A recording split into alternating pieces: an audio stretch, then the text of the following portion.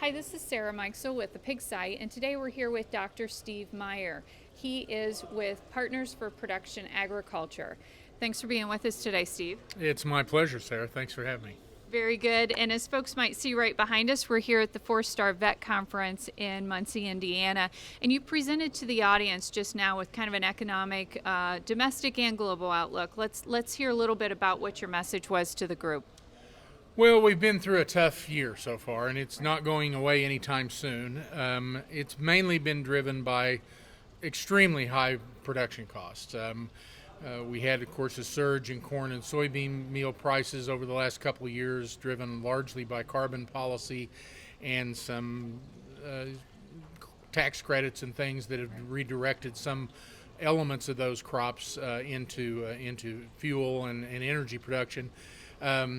But not just that. We've had non-feed variable costs go up sharply. Dr. Lee Schultz at Iowa State has added about $12 per head to his cost estimates the last 2 years for those. We had fixed costs go up sharply as insurance and interest costs and all those things have gone up this year.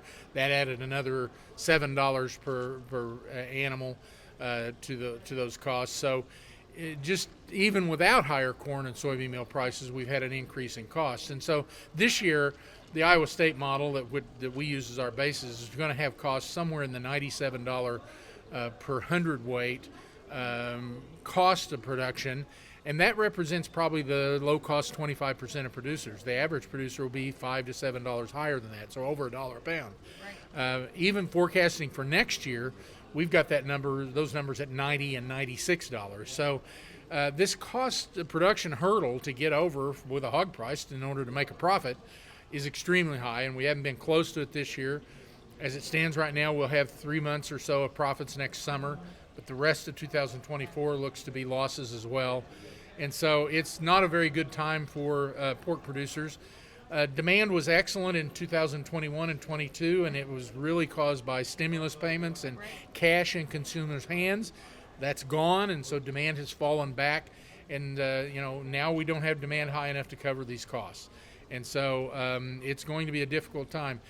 You either have to reduce costs, increase demand, or reduce supplies, and I'm afraid we're going to have to get into the reduced supplies mode.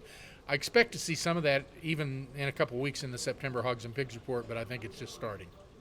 Very good, and let's talk about this liquidation of the breeding herd, because it's not just sows, it's gilts as well, it Right. sounded like.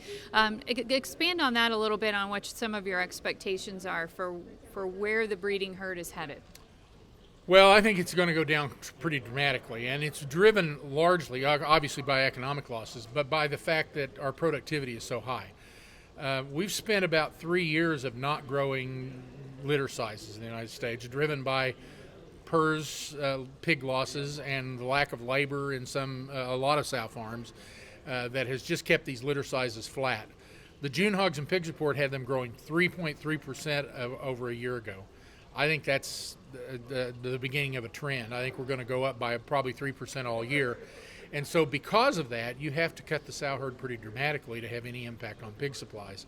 I outlined a scenario that I put together where we kind of use historical sow slaughter rates and historical gilt retention and say we're going to drop to some of the lowest gilt retention rates that we've seen over the last 10 years. And when I do that, I mean, I could take out 10, 11% of the sow herd over the next year and a half. And that's a dramatic drop. That's still enough sows at these productivity levels to maintain our output. So it's going to be a pretty severe situation. One of the challenges we have is there aren't very many weak sisters in the production size. And so who's going to leave the business? And if that's the case, then it has to be pretty difficult. The times have to be difficult to drive some folks out. And I feel for that. I don't like that. But it certainly looks like we're going to have to do that to get to return to some semblance of economic sustainability.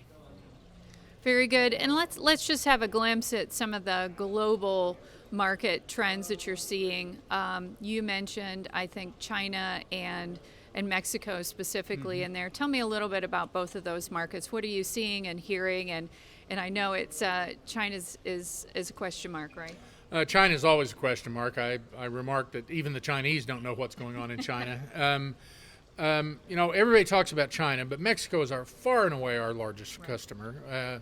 And so Mexico is very important to us and will remain important. Now, they approved imports from Brazil this last year from Santa Catarina State, and that's going to make some inroads, but I don't think it'll be significant. On the China side, their imports are probably going to grow, but I don't think we can count on very much growth in our exports there because we still have some punitive tariffs, 25% punitive tariff on our product going in there.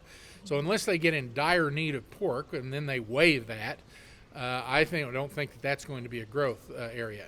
The other growth area, though, is Southeast Asia, and that would be Japan, Korea, Philippines, all of those, because the EU has been a major supplier there, and the EU production is down.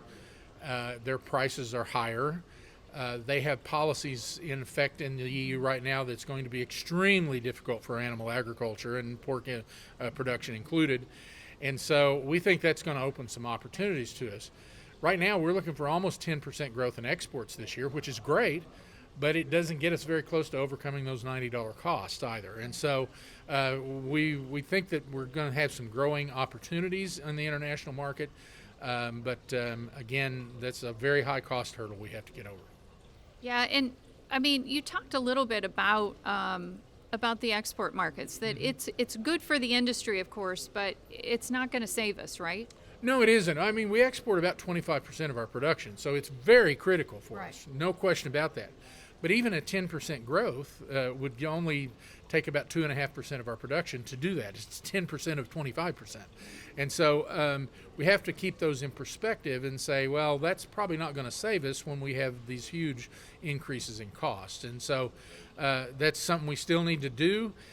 There is the question of just how many eggs do you want to put in that basket, because if you had a export disrupting disease outbreak, which African swine fever is still around in the world, then you would be in a world of hurt. So there's kind of a collective decision on where are we comfortable on that, but that's still the growth opportunity because our population is only growing at about 0.6 to 0.7% now, significantly slower than it was 10 years ago. Very good. Well, thank you, Steve, for all the information today. Well, thank you very much for having me. Very good. This is Sarah Meixel with the Pig Site.